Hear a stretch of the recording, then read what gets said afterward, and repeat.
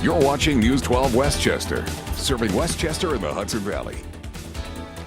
Right now on News 12, how many times have you seen this happen? Tonight, there's a new plan to prevent trucks from slamming into overpasses on the Westchester Parkway. It will parkways. affect safety and well-being of our residents. But first, a double whammy for our most vulnerable. First, it was the feds, and now state funding for several local organizations that help the disabled is on the chopping block. Hello, I'm Scott McGee. And I'm Janine Rose. These cuts could be devastating. A number of organizations that provide help for the profoundly disabled are wondering what's next for them under the proposed state budget. Layoffs and program cuts are all on the line. News 12's Michelle Brown is in the newsroom with more on just who the cuts would affect the most. Michelle. Well, Janine, the cuts would impact some of the most vulnerable people in our area, the severely developmentally disabled, like those at the Richmond Community Center. Officials at that center we visited today are very frustrated and concerned. They're looking at a roughly $2.5 million cut in their state funding.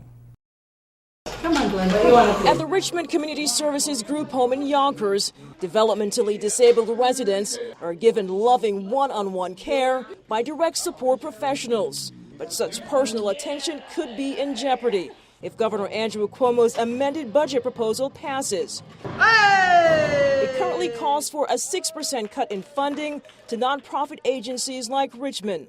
Patso Lipovats runs the agency. She says 6%, or $2.5 million, means layoffs, but she's not sure how many. If we have to cut our DSP staff further, it would mean that our residents would have to have even a longer wait time to receive basic services. Governor Cuomo says agencies like Richmond have to learn to tighten their belts and still get the job done. So yes, these are tough economic times. Yes, we've had to trim the budget. But I don't accept the point that just because you're spending less, you can't do the job that you need to do. This multi-purpose room was recently refurbished for roughly $200,000, and all of that money was privately donated.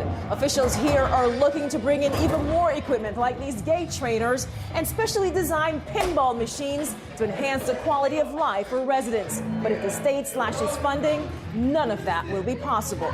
Lipovat says there is simply nothing left to cut. We are functioning at cost, basically. We're making minimal profits, which any nonprofit organization must make in order to survive. So we are really not the place where there needs to be a cut. And there is some good news coming out of Albany at this hour. State Senator Greg Ball tells us he is cautiously optimistic a bipartisan agreement will be reached to restore funding to nonprofits like Richmond Community Services. We will, of course, keep you posted and let you know what happens. Janine? Certainly a troubling development there, Michelle. Good to hear that they may work all this out in the end. Thank you very much. Well, there's more on the budget. Yonkers Mayor Mike Spano is back in Albany tonight, fighting for funding for the city and its public schools. The mayor is hoping to restore full-day kindergarten and get additional aid for programs that teach students English as a second language. Over the next 2 days, Mayor Spano will meet with state legislators, we're told, to try and lobby for more money. The city of Yonkers is facing an $86 million shortfall in its spending plan this year. The state legislature is scheduled to vote on the budget by the end of this month.